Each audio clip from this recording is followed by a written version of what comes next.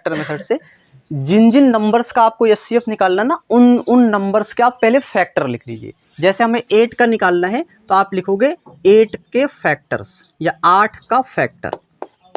8 का फैक्टर बताइए कौन कौन होगा।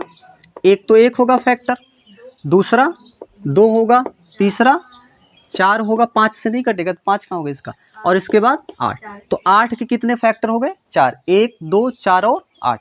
फिर इसके बाद आप 20 का फैक्टर निकालिए, 20 का फैक्टर, 20 का फैक्टर निकालिए। बताइए कौन कौन सा होगा।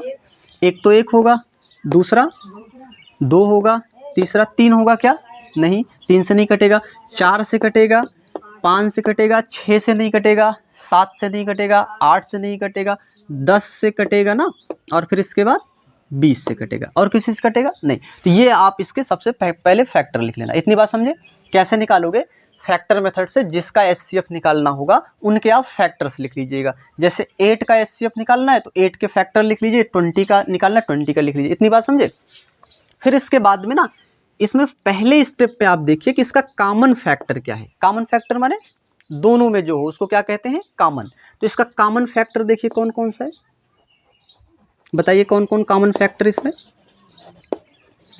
कॉमन फैक्टर कौन कौन सा है।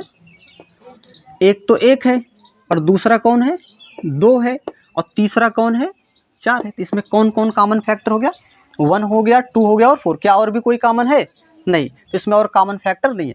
फिर सेकंड स्टेप पे आपको जानते हो क्या देखना है, हाईएस्ट कॉमन फैक्टर। मतलब ये जो कॉमन फैक्टर ना, इसमें सबसे बड़ा कौन है, उसी को कहते हैं HCF। तो दूसरे पार्ट में हमें क्या देखना है, हाईएस्ट कॉमन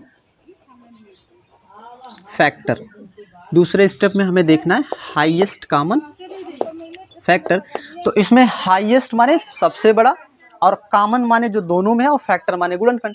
तो इसमें अगर आप ये जो कॉमन फैक्टर निकाले, उसमें हाईएस्ट कौन है, इसमें हाईएस्ट 4 है। तो आप कहोगे कि HCF किसका किसका 8 और 20 का कितना है, 4 है। समझ में आई बात। तो 8 और 20 का मासा कितना हो गया, तो हम कहेंगे HCF ऑफ 8, 20 इक्वल्स कितना 4। समझ